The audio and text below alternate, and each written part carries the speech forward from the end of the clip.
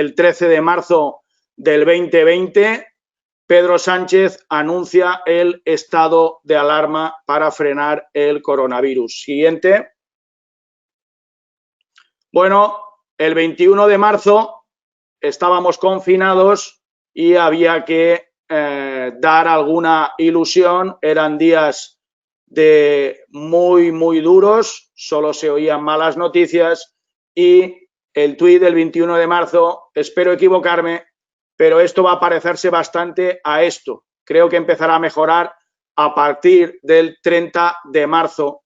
No hay modelización, solo usar los únicos datos fiables que tenemos, el lockdown de China, es decir, el confinamiento que teníamos en China. Como veis, siguiente. El 25 de marzo hacemos otra estimación, la media móvil de 7 días para nuevos casos de España, Italia y China nos muestra que estamos cerca de alcanzar el pico. Debe ser las ganas que tengo de que ocurra, que me gustaría que ocurriera el 26 de marzo, aunque China lo alcanzó el 27, Italia el 28. Eso fue el 25 de marzo. Siguiente. El 27 de marzo hemos estado cerca. Deseo que el pico de nuevos casos se haya producido el 25 de marzo, que fue el día que se produjo. Era difícil acertar. Utilizábamos las medias móviles de 7 días y no era demasiada, la holgura que tenía, la media que calculaba esos 7 días no fue para acertar. Siguiente.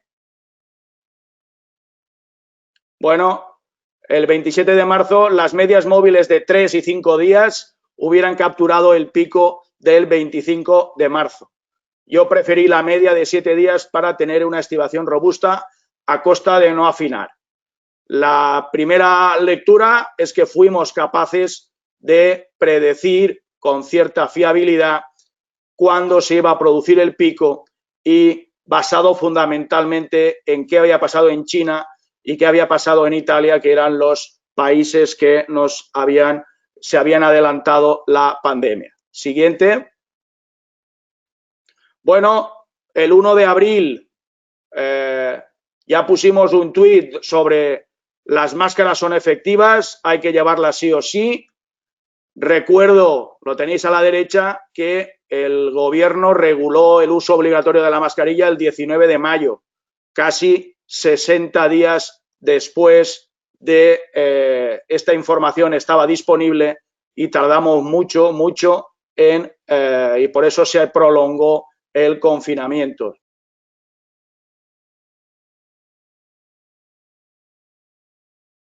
El 14 de abril publicamos un estudio en el periódico sobre qué iba a pasar con el desconfinamiento que teníamos previsto. El desconfinamiento el planteamiento es que dependiendo de cómo hiciéramos el desconfinamiento, la cosa nos iba a ir mejor o peor. Lo que quiero dejar, y esta es una diapositiva que es el resumen de lo que ha pasado y de lo que puede volver a pasar, es que el 80% de reducciones de contactos, que es el escenario 6, nos ponía, eso significa que si una persona tiene en media 20 contactos, debería reducir el 80%. Es decir, debería solo tener 4 contactos o si tiene más contactos que no tuviera posibilidad de contagios. Era una reducción del 80%. Pero si ven el escenario 7, con una reducción del 75%, es decir, casi imperceptible, si tienes 20 contactos diarios, el 75%, pues son 15, es decir, pasar de 4 a 5 contactos, el número de casos se disparaba a 4.000. Y si en vez de ese 75% de reducción teníamos el 70%, los casos se dispararían a 10.000. Esto es del 14 de abril. Nosotros decíamos que debíamos de desconfiar pero con rigor prusiano, que es lo que no hemos hecho, ¿vale? Siguiente. Este modelo que acabo de enseñar estaba basado en el número de contactos promedio por grupo de edad. Como ven, la edad intermedia tiene en media 20 contactos, los más jóvenes alrededor de 15 y a partir los más mayores pues tienen menos contactos. Por un lado teníamos los contactos por grupo de edad y después teníamos 4 grandes matrices de contactos que son las matrices, los contactos en casa, los contactos en el trabajo, los contactos en el cole y el resto de contactos. Jugando con estas matrices y jugando con las estrategias, siguiente, pues, entre comillas, el resumen en la predicción del 26 de abril que teníamos o suponíamos que en ese confinamiento reforzado los contactos en casa eran el 100%, los contactos en el cole eran el 0% y en el confinamiento reforzado bajamos al 27% el trabajo y el resto de contactos, frente al confinamiento que lo teníamos en el 36%.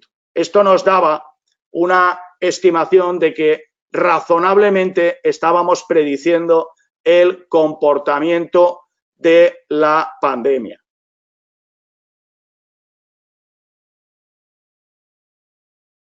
Bueno, ya tenemos directamente, ya tenemos qué es lo que ha pasado en Acción de Gracias en Estados Unidos. Es un desastre. Han aumentado las hospitalizaciones, ¿vale? Han aumentado las hospitalizaciones y, por tanto, aumentarán los fallecimientos. Y es muy probable que si la Navidad no se aborda con todo el rigor prusiano de eliminar los contactos, vamos a tener, seguramente nos vamos a ir al escenario 9.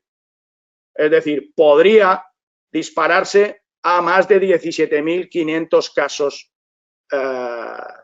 ¿Por qué? Porque, como habéis visto, es muy imperceptible el concepto de 65%, 70%. Si lo hablamos en términos de número de contactos, pasar de un 70 a un 65%, estamos hablando casi de un contacto más. Si en Navidad aumentan esos contactos, el modelo nos va a decir que nos va a llevar a un volumen de casos sintomáticos cercanos a los 17.500. Me gustaría equivocarme, pero lo que os he enseñado, que ha sido todo mi recorrido por Twitter, de momento la cosa, si no se paraliza, podemos estar moviéndonos. Llegar al escenario 9 sería una catástrofe de nuevo para España.